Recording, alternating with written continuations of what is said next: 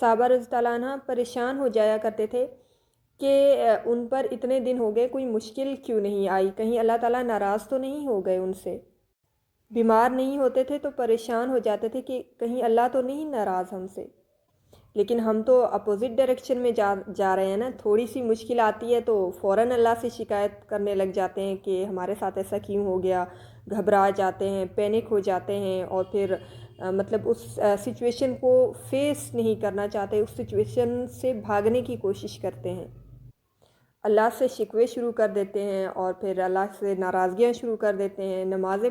پڑھنا چھوڑ دیتے ہیں، فرائض ادا کرنا چھوڑ دیتے ہیں۔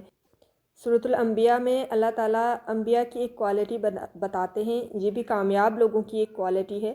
کہ جب ان پر مشکلات آتی ہیں تو وہ مزید جو ہے نا مضبوط ہو جاتے ہیں، مزید وہ اسٹرونگ ہو جاتے ہیں۔ مطلب جو مشکلات ہیں یا مشکل حالات ہیں وہ ان کو مزید اسٹرینتھن کرتی ہے، ان کو مزید اسٹرونگ کرتی ہے، موٹیویٹ کرتی ہے عبادات میں۔ تو یہ ہیں سکسیسفل لوگ، یہ ہیں کامیاب لوگ۔ اور we are totally opposite in this case کہ جب بھی مشکل آتی ہے